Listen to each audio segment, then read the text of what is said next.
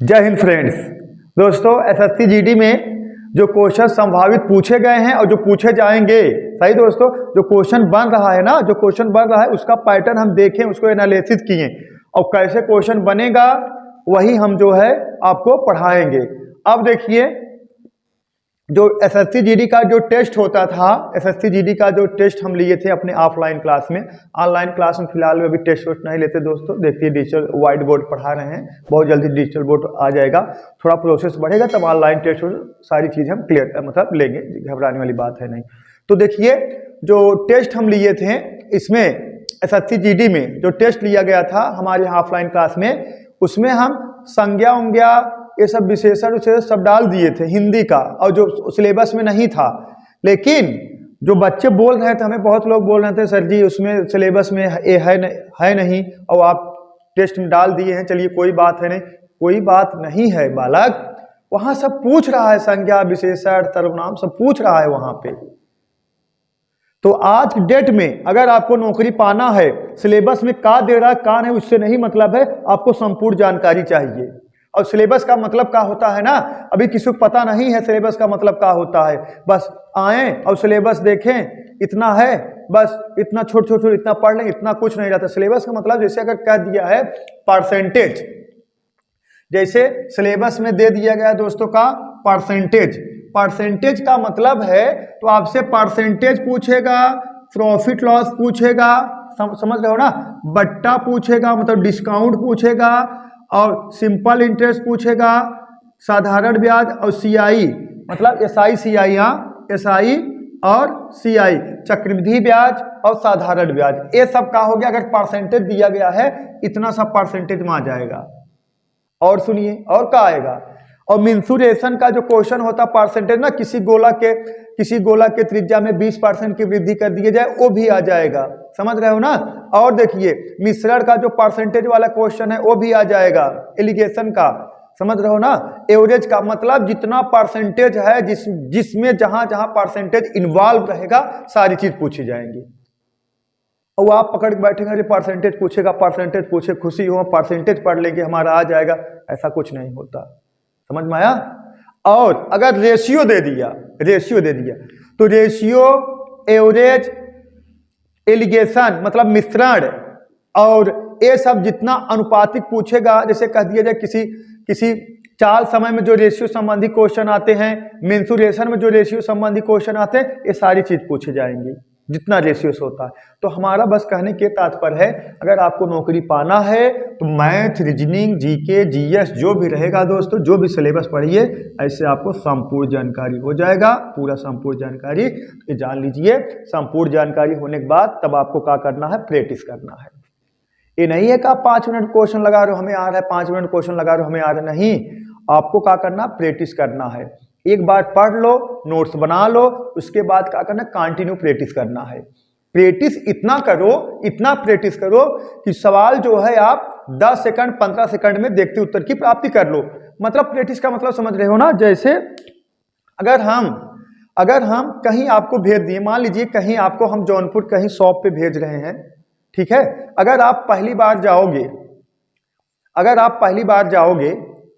अगर वहां पे आप पहली बार जाओगे, बालक पहली बार जाओगे तो क्या पूछते पूछते जाओगे, एक बार पहुंच गए तो फिर रिटर्न आओगे, फिर हम दोबारा वहीं शॉप पे अगर भेज दिए, मान आप जौनपुर कहीं दुकान पे भेजना है, फिर वहीं आपको भेज दिए, तो आप देखते देखते आगे बगल जाओगे, यार कहाँ गया था, सब चिन्ह मारोगे, अरे ये सब पड़ा था ना, सही है ना। लेकिन अगर वहीं हम आपको बार बार भेज दें, जैसे कह दिया जाए आप अपने घर पे बार बार जाते हैं, तो आप अपने घर पे जाने के लिए अगर आप फोन पे बात करते करते तो भी अगर आपको अपने घर भेजा जाए तो भी पहुंच जाओगे ना, सही है कि नहीं। क्यों, क्योंकि आप अपने घर इतना बार वही रास्ते चले गए हो, एकदम कहीं फोन पे बात करते रहोगे अपने गर्लफ्रेंड से तो भी पहुंच जाओगे। लेकिन कहीं अगर एक बार जाओगे तो आपको थोड़ा प्रॉब्लम होगा, देखना पड़ेगा कैसे कैसे जाना है। इसीलिए कहते हैं अगर आप एक ही चीज बार बार प्रैक्टिस करोगे, दोस्तों, हम मानते हैं टॉप नहीं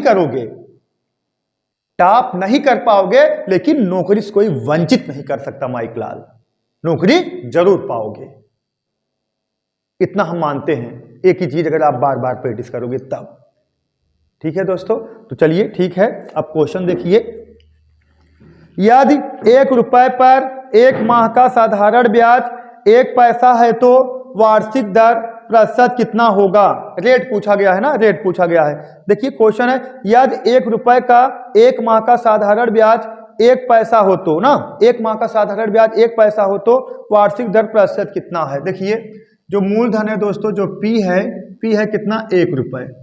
1 रुपए, 1 रुपए बराबर हम कह सकते हैं 100 पैसा। 1 रुपए बराबर दोस्तों हम कह सकते हैं 100 पैसा। क्लियर है? लेकिन इसमें कहा गया है 1 माह का एसआई कितना है? 1 माह का एसआई 1 पैसा है। देखिए दोस्तों 1 माह का एसआई, 1 माह का एसआई कितना है दोस्तों? 1 पैसा है। अगर 1 माह का देखा वार्षिक दर परसेंट पूछा है ना, वार्षिक दर परसेंट पूछा है, तो देखिए 1 माह का एसआई 1 पैसा है दोस्तों, तो 12 माह का एसआई, 12 माह का एसआई कितना हो जाएगा? 12 पैसा हो जाएगा। 12 माह का एसआई 12 पैसा, 12 माह का मतलब कितना हो जाएगा दोस्तों? 1 वर्ष हो जाएगा। 1 वर्ष। अब कह सकते हो 1 वर्ष का ब्याज कितना आ रहा है? 12 पैसा। 1 वर्ष का ब्याज कितना आ रहा है दोस्तों? 12 पैसा आ रहा है। तो रेट पूछा गया, रेट परसेंट बराबर, रेट प्रतिशत बराबर कितना? देखिए 12 और बटा कितना? 100, और 1 वर्ष सही है इंटू कितना? 100। सही है, यही होता है ना।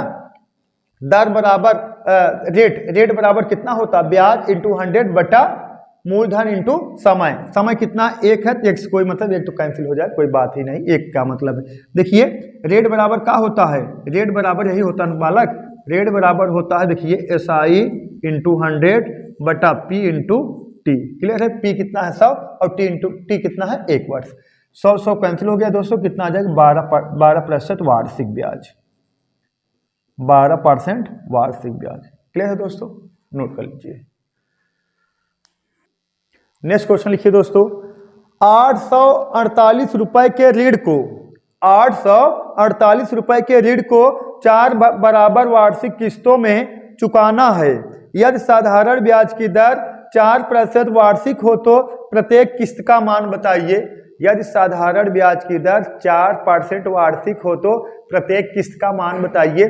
देखिए अब सोच रहे होंगे, देखिए अभी हमारे यहाँ से एक बालक गए थे, बोल रहे थे सर जी चक्रवृद्धि ब्याज पर 2 किस्त वाला क्वेश्चन दिया था, चक्रवृद्धि ब्याज पर 2 किस्त वाला क्वेश्चन दिया था उनके शिफ्ट में, लेकिन अब तो चक्रवृद्धि ब्याज वाला दे दिया गया है। और कल वाली क्लास में हम चक्रवृद्धि ब्याज वाला सवाल लगवा चुके थे, क्वेश्चन चक्रवृद्धि ब्याज पे किस्त वाला। तो आज हम सोचे साधारण ब्याज वाला किस्त वाला लगवा दें। फिलहाल में आगे चल के अभी तो बहुत शिफ्ट है, बहुत अभी शिफ्ट है। हाँ 13 तारीख तक पेपर होगा ना, 13 फरवरी तक। अब तक कहीं ना कहीं अगर साधारण ब्याज वाला किस्त वाला पूछ लिया तब, इसीलिए कह रहे हैं सीख लीजिए। ठीक है, देखिए माना प्रत्येक किस्त कितना है दोस्तों? 100 रुपए। माना प्रत्येक किस्त कितना है? 100 रुपए ना, या 100 रुपए या 100 जो भी रहेगा। क्वेश्चन कहा गया 848 रुपए के ऋण को 4 बराबर वार्षिक किस्तों में चुकाना है या साधारण ब्याज की दर 4% वार्षिक हो तो प्रत्येक किस्त बताइए। तो इसमें थोड़ा ये बात समझना है दोस्तों, ये बात समझना है, अगर 4 किस्त है तो 4 किस्त है तो हम इसको कैसे करेंगे? 0 1 2 3 मतलब कह सकते हो, अगर 4 किस्त है तो कह सकते हो, देखिए थोड़ा समझना है, देखा 100 प्लस 100 इंटू 100, देखा 100 प्लस, देखिए जैसे समझिएगा 4 किस्त है तो 4 किस्त है, इसमें समझना है 4 किस्त है तो आप कितना उठाओ पता है? 3 3 2 1 0। सही है ना? जैसे कह दिया जाए, देखा समझिए, किसी थोड़ा समझने वाला बात है, नहीं तो आप लोग ये करना मुमकिन नहीं है, गलत हो जाएगा। माना प्रत्येक किस्त 100 रुपये हमने मान लिए। अब 100 रुपये पे पहला किस्त पे पहला जो किस्त मानेंगे या पहला किस्त मानेंगे, पहला स्टार्टिंग यहाँ से होता है, जैसे अगर जैसे दिया गया है 4 किस्त, बात समझिएगा दोस्तों, जो किस्त दिया गया है कितना, किस्त जो दिया गया है कितना दिया गया है? 4 दिया गया है। अब 4 दिया गया है ना, पहले हम 3 वर्ष माने, 3 वर्ष 2 वर्ष 1 वर्ष 0 वर्ष, इस तरीके से हम ले जाएंगे। देखा पहली किस्त, दूसरी किस्त, तीसरी किस्त, चौथी किस्त, इस तरीके से। जैसे कहा जाता 2 वर्ष मतलब 2 किस्त, 2 किस्त कहा जाता तो 1 और 0 करते। जैसे कहा जाता 5 किस्त, 5 किस्त कहा जाता है 4 4 3 2 1 0। जैसे आप समझिएगा 100 प्लस 100 पर 3 पर कितना एसआई लगाओगे 4%। 100 पर 4% एसआई, 100 पर 4% एसआई लगाओगे दोस्तों, ऐसे देखा, ऐसे लिख दे डायरेक्ट, 100 पर 4% एसआई लगाओगे, 4% एसआई लगाओगे, सही है दोस्तों। और कितना वर्ष के लिए बोलो, कितना के लिए, 3 वर्ष के लिए, कितना के लिए 3 वर्ष के लिए, कितना आ जाएगा 12 आ जाएगा, 112 आ जाएगा। क्लियर है? देखिए बात समझिएगा, 100 है, ये कितना 4% है। अब देखिए इसको परसेंटेज मतलब ही क्या हो, बटा 100 है, बटा 100 है। अब 100 कट के 4 3 12 आ जाएगा, 4 3 12 और इसमें जोड़ दोगे 112 आ जाएगा। यही कहने का तात्पर्य है। सही दोस्तों, तो हम डायरेक्ट ऐसे लिख देंगे, बात समझिएगा, लिख देंगे 4% इंटू कितना 3 के लिए। क्लियर है बालक? अब देखिए 100 प्लस 100 इंटू कितना 4% इंटू कितना 2, कितना हो जाएगा 4 दूना 8। सही है, 4 दूना 8 परसेंटेज 100 कट जाएगा, बटा 100 करो, कितना आ गया दोस्तों 108 आ जाएगा, कितना 108 आ जाएगा। क्लियर है? अब देखिए 3 2, अब इसके बाद क्या हो जाएगा, देखिए 100 प्लस कितना 100 इंटू 4% इंटू कितना 1 बराबर कितना आ जाएगा दोस्तों 104 आ जाएगा। क्लियर है बालक? क्लियर है?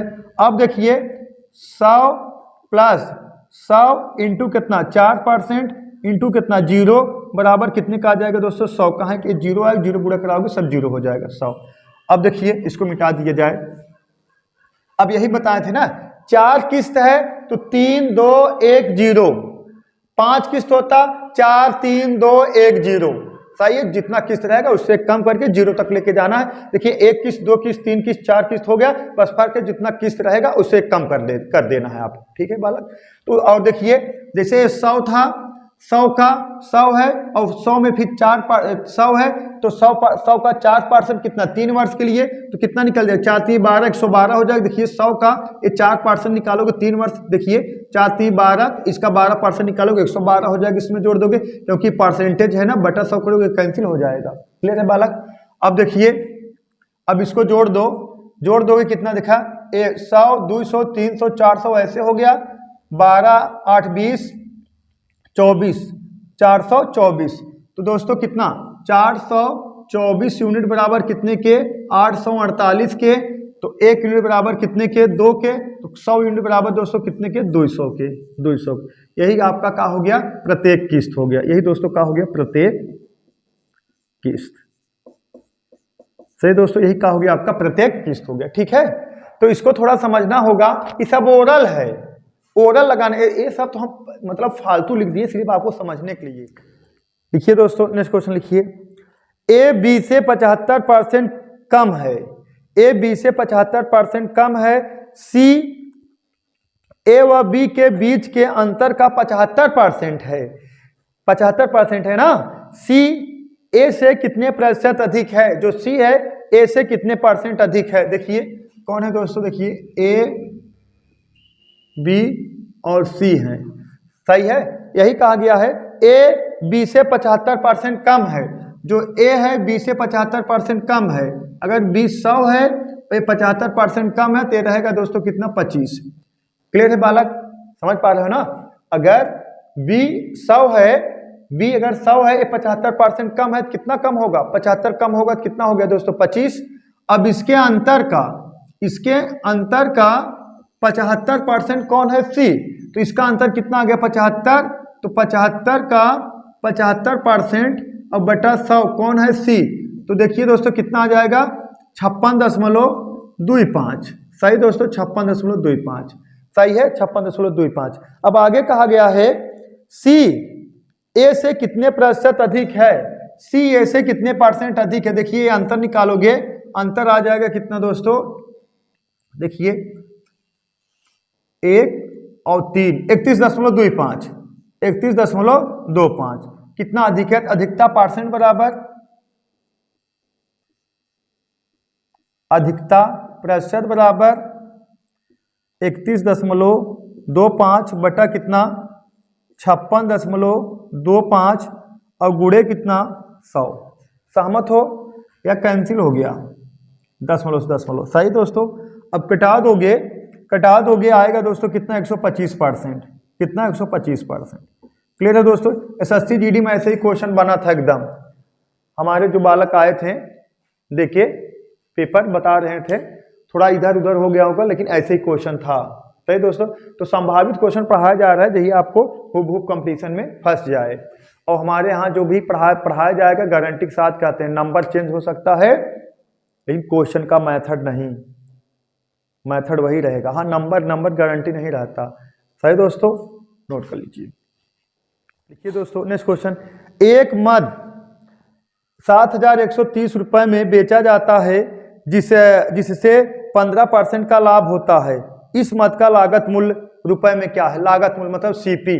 तो ऐसे देख लीजिए सीपी कितना है, 7,130 रुपए में बेचा जाता है, इसका सीपी बताना है। इकाहा एसपी है, इकाहा एसपी है, तो सीपी जाहिर सी बात इससे कम होगा, तो कितना 100 बटा कितना 115। अब कटा दोगे दोस्तों कितना आ जाएगा, 6200 रुपये, इसका क्या हो गया, सीपी हो गया। या तो ऐसे लगा सकते हो, मेथड 1 हो गया ये, सही है दोस्तों, मेथड 1 हो गया। अब मेथड 2 यूनिट वाला मेथड, 15% का फ्रैक्शन मान होता है कितना, 3/20, सही दोस्तों। ए हो जाएगा आपका सीपी, अब ये हो जाएगा का प्रॉफिट, सही है, प्रॉफिट। तो एसपी आपका कितना हो जाएगा, एसपी कितना हो जाएगा, 20×3=23, सही है। आप बेचे कितने हो, 7,130 रुपए का, तो कह सकते हो ये जोड़ दोगे का निकल का आ जाएगा दोस्तों, एसपी निकल का आ जाएगा ना। तो 23 यूनिट बराबर कितने के, 7130 की। बात समझ, एक कहा एसपी है, अगर 20 रुपये खरीद के आप 20 रुपये की चीज आप 3 रुपये लाभ पर बेच रहे हैं, तो आपका एसपी का निकल का आ जाएगा दोस्तों, ये दोनों का योग निकल का आ जाएगा, वही एसपी बराबर कितने के, 23 यूनिट के। अगर लाभ पूछा जाए तो 3 यूनिट के, और सीपी पूछा जाए तो 20 यूनिट के।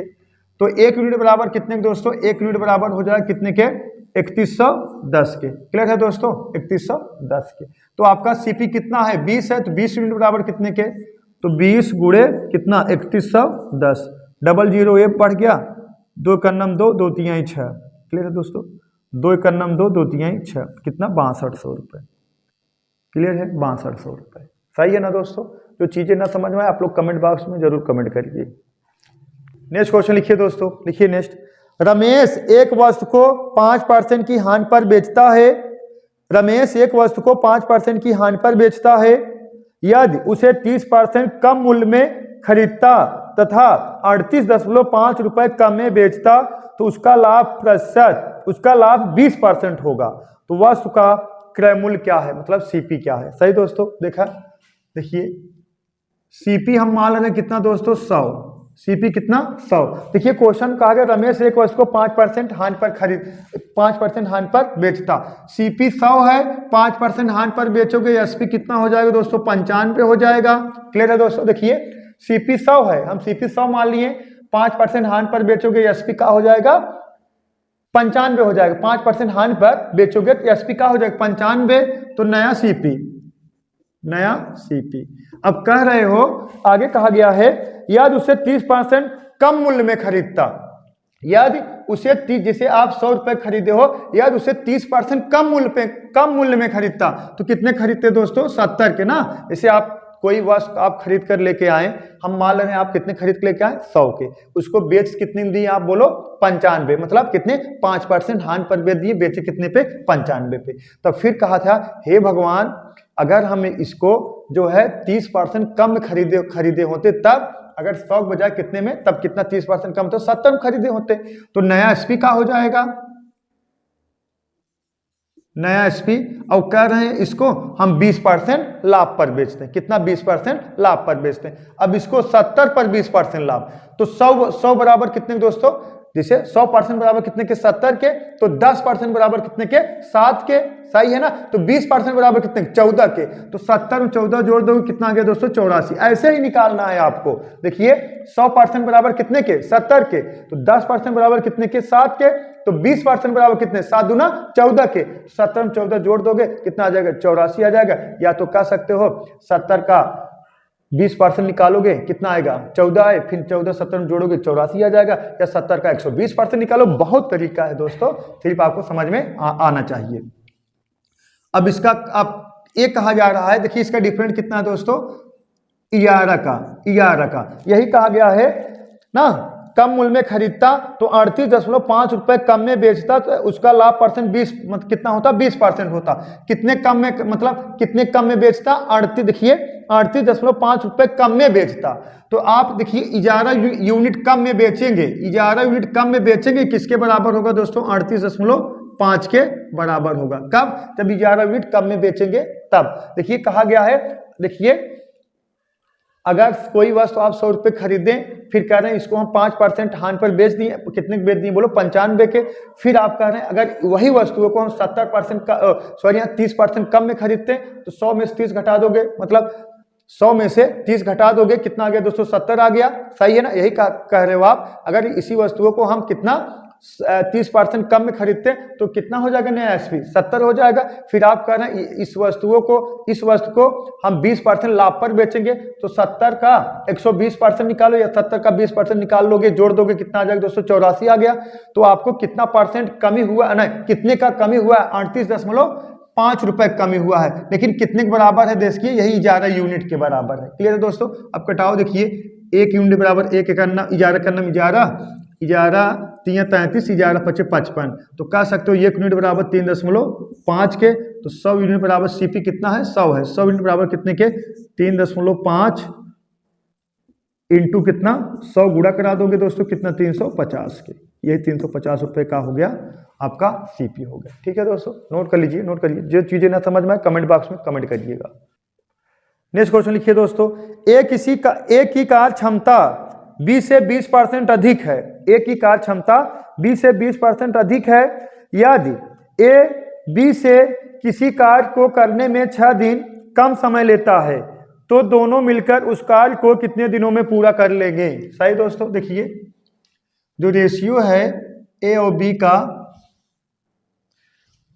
का जो रेशियो है क्षमता का, सही दोस्तों, किसका, क्षमता का। ऐसे लिखिए, ऐसे लिख लीजिए, सही ज्यादा बेटर रहेगा। ए संबंध है बी बराबर एक, जो ए का कार्य क्षमता है बी से कितना है, 20% अधिक है, तो ए अगर 120 रहेगा तो बी दोस्तों कितना रहेगा, 100 रहेगा। यही कहा गया है ए का कार्य क्षमता 20 से 20% अधिक है, अगर बी 100 है तो 120 रहेंगे। एक कहा है दोस्तों क्षमता, इफिशियंसी। ठीक है, तो देखिए अब कटा दीजिए, किससे, 20 से, कि 6 बार जाएगा, कितना बार जाएगा दोस्तों, 5 बार ना, 20 छक्का 120, 20 पंजे 100। देखिए अब टी, समय देख लीजिए, देखिए क्षमता के विलोमानुपाती का होता है, समय होता है। अगर आपका कार्य क्षमता अधिक है तो कोई भी काम करने में आप कम समय लेंगे। क्लियर है दोस्तों, अगर आपके कार्य क्षमता अधिक है तो कोई भी कार्य करने में आप कम समय लेंगे, अगर आपकी कार्य क्षमता कम है तो कोई काम करने में आप अधिक समय लेंगे ना। तो देखिए ये बदल जाएगा, 5 और 6 आ जाएगा। सही है दोस्तों, 6 आ जाएगा। सही है। अब इसका जो डिफरेंट कितना है दोस्तों, एक कम है, एक कम है ना, यही कहा गया है ना। बी ए से किसी कार्य को करने में 6 दिन कम समय लेता है। बी जो है ना, यही कहा गया है ना, ए किसी कार्य को करने में ए बी से किसी कार्य को करने में 6 दिन कम समय लेता है। ए जो है ना, ए जो है किसी कार्य को करने में बी से 6 दिन का कम समय लेता।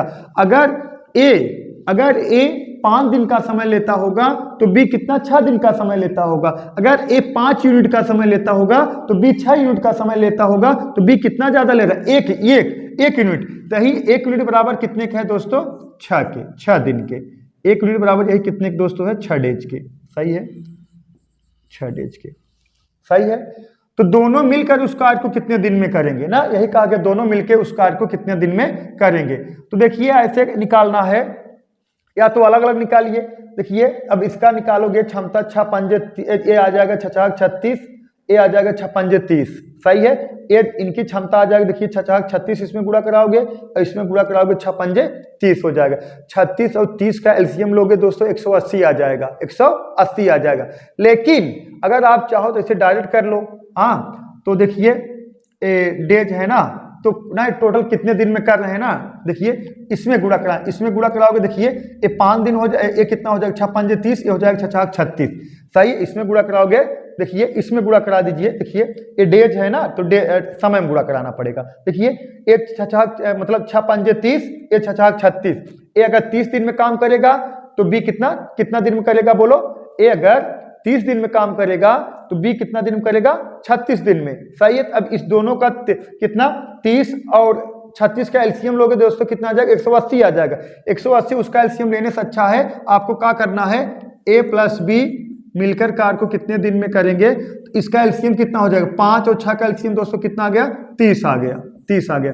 यही अब कितना यूनिट है, एक देखिए इसका एलसीएम ले लो, कितना आ गया दोस्तों, 30 आएगा, 30 आएगा।